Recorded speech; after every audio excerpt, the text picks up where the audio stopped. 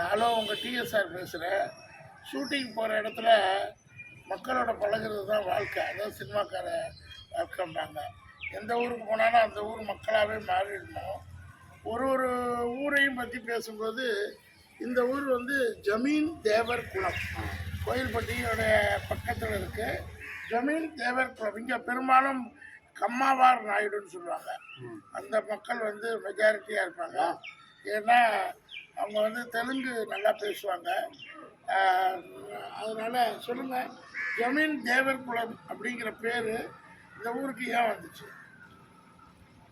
செப்பண்டா நீங்கள் தான் தமிழில் சேர்ந்த இலையை சேர்ந்தது. ஜமீனில் சேர்ந்தது. எந்த ஜமீனில் சேர்ந்தது? இலையை சேர்ந்தார். இலையை சேர்ந்தது. இடையில பேச வந்து முன்னாடி உட்காருங்க. நீங்கள் வாங்க. சரி, இருங்க. யாராவது சொல்லு, கதை சொன்னாதானே தெரியும் மக்களுக்கு. இந்த ஊரை பற்றி உலகத்துக்கு தெரிய வேணாமா?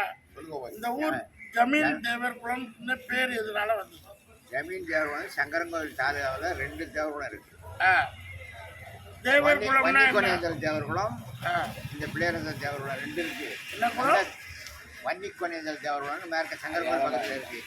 தாலுகா 1, யூனியன் 1, எல்லாமே ஒன்று.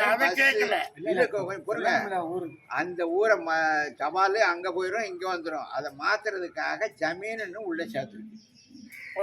ஊருக்கு தேவர் குளம்னு ஏன் இந்த ஊருக்கு பேர்? தேவர் குளம்னா என்ன?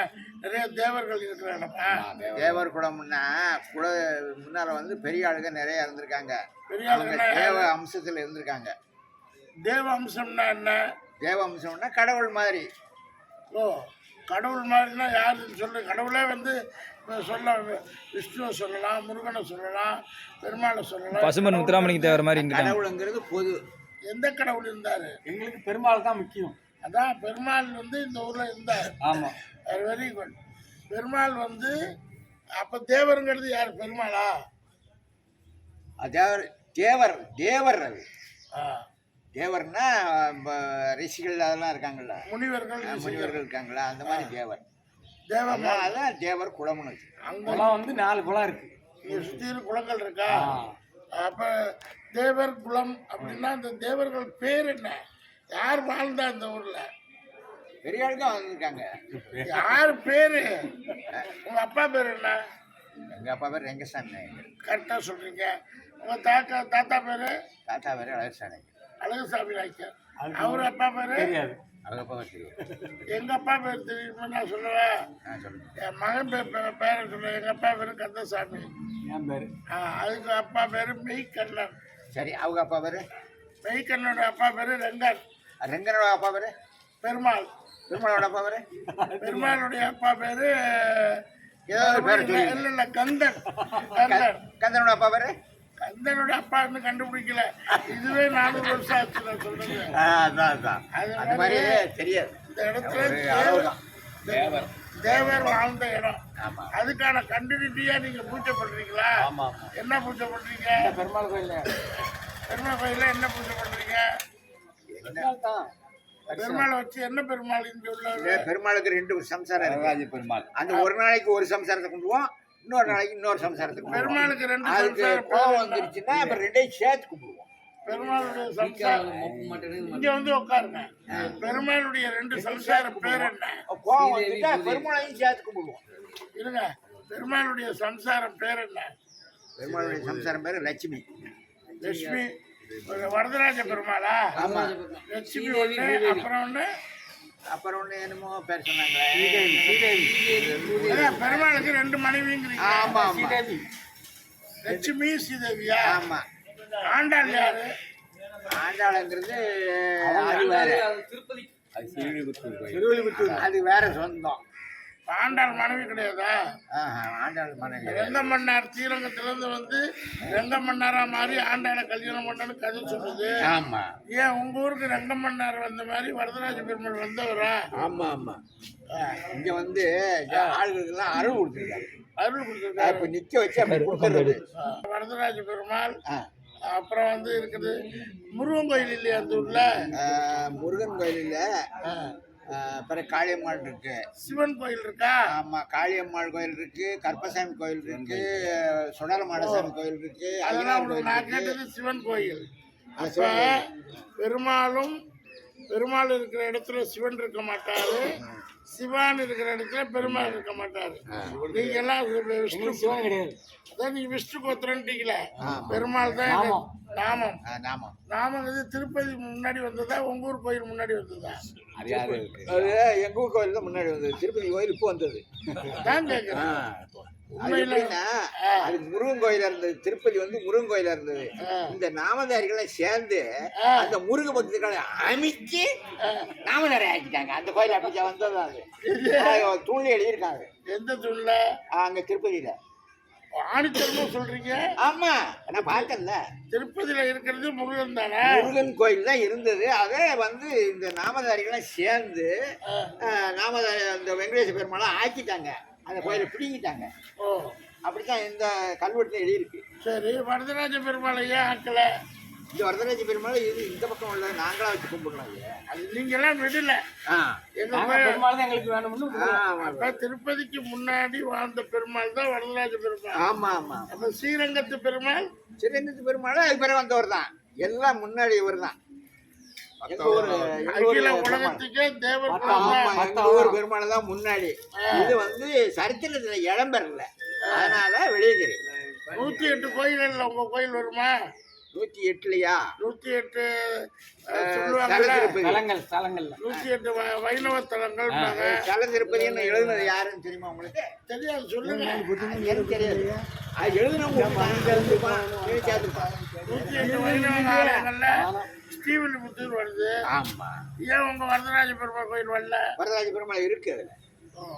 108ல இருக்கா? இருக்கு இருக்கு. Right right. சரி, பெருமாளை நீங்க கும்பிடுறீங்க, எவ்வளவு காலம்? 10-20 தலைமுறையா கும்பிடுறீங்க. ஆமா. என்னென்ன படைப்பீங்க புரட்டாசி மாசம் படையில? சுண்டல் படைப்போம், பொங்கல் படைப்போம். பிறகு கருவாடு கருவாடுலாம் வைக்க மாட்டான். இதெல்லாம் கிடையாது.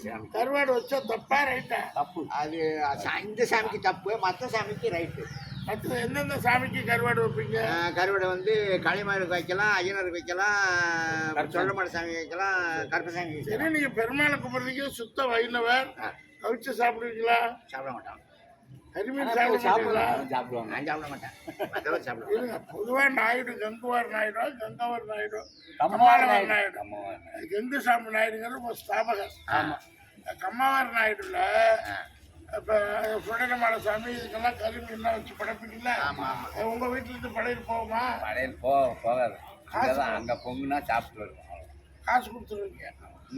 என்ன புது தானே பொங்குவாங்க பொங்கல். யாராவது காசு கொடுக்கணும்ல? கொடுப்பாங்க, வசூல் பண்ணுவாங்க. வசூல் பண்ணுவாங்க. அதை என்னென்ன போடுவாங்க? எனக்கு கிடாய் வெட்டி பொங்கல் வைப்பாங்க, அவ்வளோதான். கிடா வெட்டு விருந்து சாப்பிடுவீங்க. சரி, அடுத்து வந்து உங்களுடைய குலத்தொழில்னு ஒன்று இருக்கா? விவசாயம். குலத்தொழில் விவசாயம் தான். அது பொது தொழில். பொது எப்படி? குலத்தொழில விவசாயம் தான். நெசவாளர்கள் வந்து அந்த காலத்துல நெசவாளர்கள்னா ஒரு குறிப்பிட்ட சமூகம் பண்ணுவாங்க.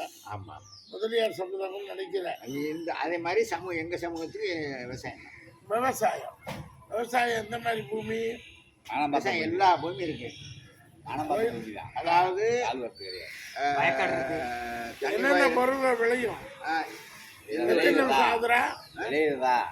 சரி, வானம் பார்த்த பயிர்கள். அதாவது நஞ்சையா புஞ்சையா? நஞ்சை இருக்கு, பிஞ்சையா இருக்கு. எது அதிகம்? அதிகம் புஞ்சைதான் அதிகம். புஞ்சை அதிகம்.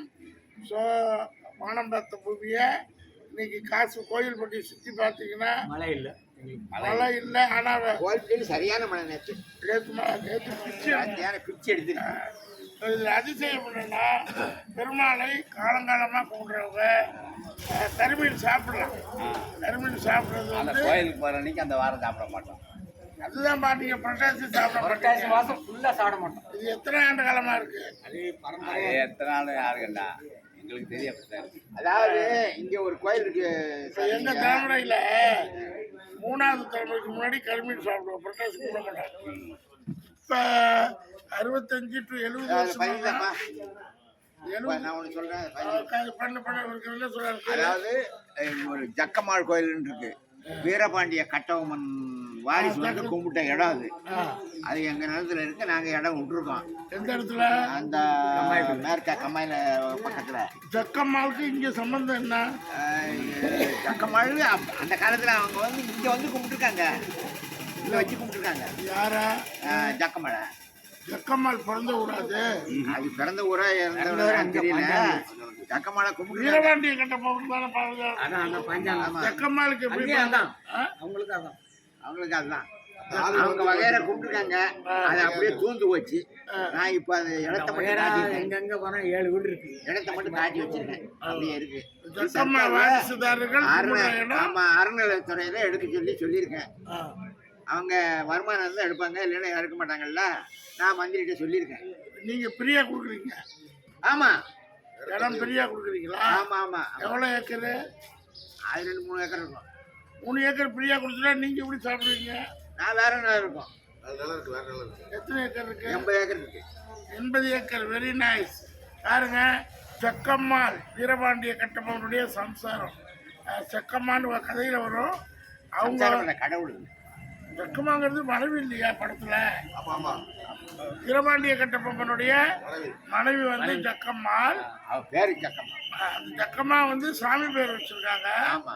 அந்த ஜக்கம்மாளை வந்து கும்பிடும்போது இவர் வந்து 80 ஏக்கர் நிலம் வச்சிருக்காரு. அதில் வந்து நீங்கள் 3 ஏக்கர் கவர்மெண்ட்டுக்கு எடுத்துக்கங்கன்னு சொல்லி ஜக்கம்மா கொடுத்தாச்சா? கவர்மெண்ட்டுக்கு கொடுத்துட்டீங்களா? கொடுத்தாச்சு.